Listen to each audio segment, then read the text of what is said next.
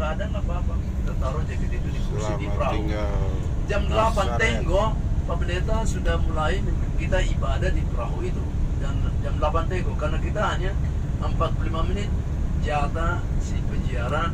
Saat ini dulu dikasih 1 jam, tapi penjara tambah banyak karena satu hari berapa jam sih, kan gitu kan dibagi-bagi tuh supaya bisa penjara dapat. Dan mereka ada mengatakan Tuhan soal Setelah dari panjangnya gereja Tunas Daud, jam kita apa, akan waktu yang menuju dikasih, ke Tiberias ya, untuk kita tergantung istirahat penggunaan itu. di Ketika hotel. tahu jam atau minutnya yang jatah kita terima. Jam 8 kita keluar jam 7 tenggo Bapak Ibu, makan bangun jam 5, jam 6 makan, jam 7 tenggo kita sudah keluar. Nah tidak jauh sih, tapi sebelum kita naik perahu kita mampir setengah jam, tidak lebih, ke warung kecil. Ada toko kecil dijaga oleh saudara kita dari gereja Katolik di situ. Jadi warungnya gereja tapi di perkampungan situ tuh. Barang-barangnya banyak sekali.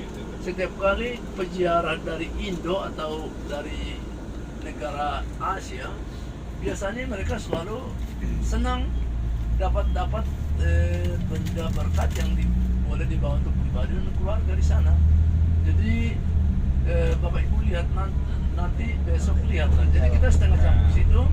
Dari situ kita 10 menit ke pelabuhannya. Terus kita jam 8 tenggo kita sudah harus duduk di perahu itu. Itulah untuk besok pagi mengawali jadwal kita yang kedua. Dari situ kita keluar dari perahu, kembali ke bus, kita langsung menuju naik ke puncak Bukit Sabda Bahagia, di mana Tuhan Yesus mengajarkan sabda itu Matius 5 ke murid-muridnya. Nah dari situ kita turun ke arah gereja Mujizat 5 Roti dan 2 Ikan. Kalau timingnya persis, karena itu buka jam 11 hari Minggu. Kalau sudah buka kita masuk itu, pergi berdoa ke situ. Dari situ ke gereja kedua tidak jauh, di mana Tuhan Yesus menampakkan diri.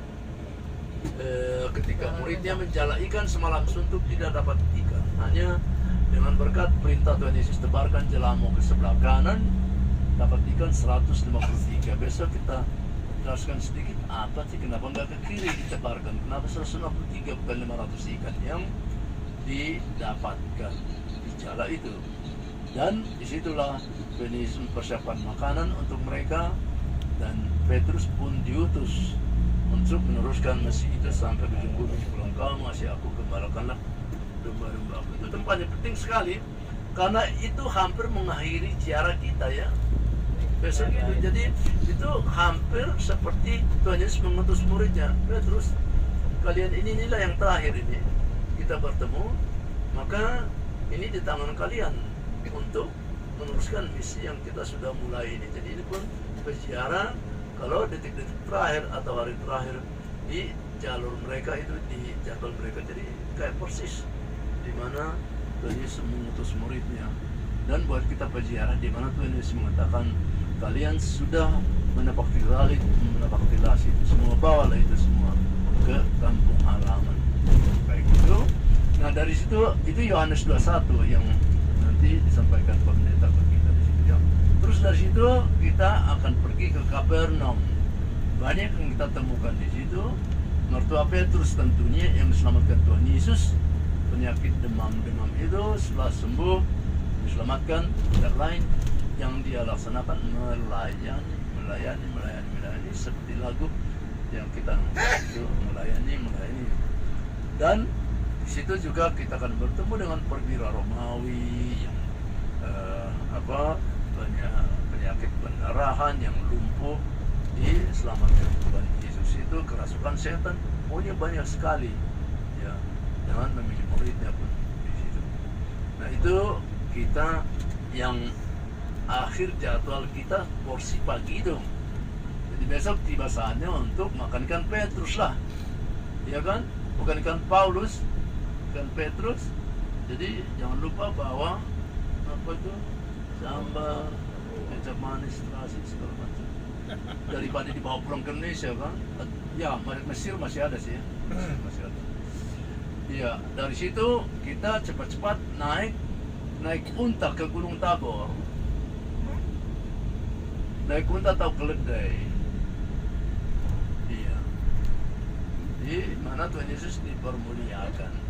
Nah, itu gerejanya bagus sekali, indah sekali. Sebenarnya kalau di situ ya lama-lama sekali enak sih, tapi ya namanya kita masih ada target untuk besok di Sungai Jordan. Nah ini Bapak Ibu, satu puncak di Sungai Jordan ini dari Pak Pendeta. Ada berapa orang yang dibaptis besok di Sungai Jordan? Karena itu penting. Alasannya kenapa saya tanya. Nah di situ kita harus nyewa jubah putih.